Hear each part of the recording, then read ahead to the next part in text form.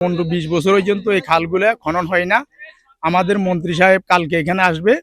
খনন করার পরে এখানে আমাদের হাজার হাজার কৃষক উপকৃত হবে এবং এখানে ব্রিজ হবে। এখানে ব্রিজ হইলে আমাদের অনেক মানুষ চলাচরিত্র বা পানি বন্দির থেকে ইনশাআল্লাহ মুক্তি হবে। আমরা প্রতি বছর এখানে হাক্কা দিতে আমাকে অনেক কষ্ট হয়, হাক্কা ভেঙে যায়। আমরা চাই এখানে একটা ব্রিজ হোক, ব্রিজের মাধ্যমে যেন আমরা চলাফেরা করতে পারি।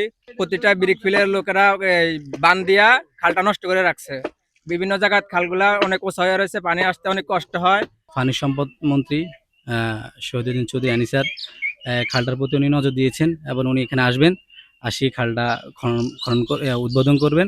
উদ্বোধন করার মাধ্যমেই এই খালটা খনন করা শুরু হবে। আমরা আমাদের বয়স হয়েছে থেকে আমরা দেখি নাই কখনো এই খালটি খনন হইতে।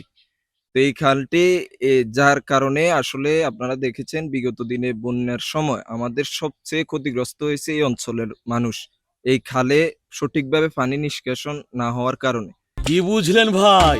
অনলি যেটাই চাই। তো আসলে এই খালটি খনন করলে আমাদের এই অঞ্চলের মানুষ বন্যা থেকে রক্ষা পাবে। পানি সম্পদ মন্ত্রী উনি নিজে এসে আমাদের এই খাল উদ্বোধন করবেন। আমরা আশা করি উদ্বোধনের পরে কাজ বর্ষার আগে শেষ করে আমাদের এলাকার জলাবদ্ধতা দূর করে জনগণ যেন উপকৃত হয় সে ব্যবস্থা করার জন্য বিশেষভাবে অনুরোধ জানাচ্ছি। আমাদের বাড়িঘর দুয়ার ডুবে যাইতে আসে পানি, মানে খালটার কারণে মানে পানিটা কোথাও যাইতে পারে না। দ্রুতভাবে আপনারা মন্ত্রী আসবে বলে দ্রুতভাবে আমার খালটা মানে খনন করে দেন। যত তাড়াতাড়ি খালটা খনন হয় তত আমাকে উপকারে।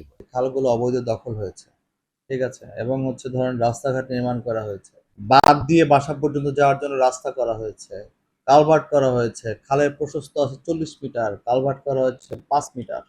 এইসব কারণে আপনার আসলে পানির ফ্রি চলাচলে বাধাগ্রস্ত, মানে পানি বাধাগ্রস্ত হচ্ছে। এই জন্য অনেক জায়গায় স্ট্যাগনেন্ট হয়ে যাচ্ছে, পানি জমে যাচ্ছে। এই জলাবদ্ধতার অন্যতম কারণ হচ্ছে এগুলো। জনসচেতনতা বৃদ্ধি করতে হবে, সাথে সাথে আমরা খালগুলো খনন করব যাতে ওয়াটার রিটেইন বেশি করতে পারে। ওয়াটার রিটেইন করার অন্যতম উদ্দেশ্য হচ্ছে যে আসলে এটা দিয়ে আমাদের কৃষি কাজটাকে আমরা প্রমোট করতে পারি, কৃষি উৎপাদনটাকে আমরা বাড়াতে পারি।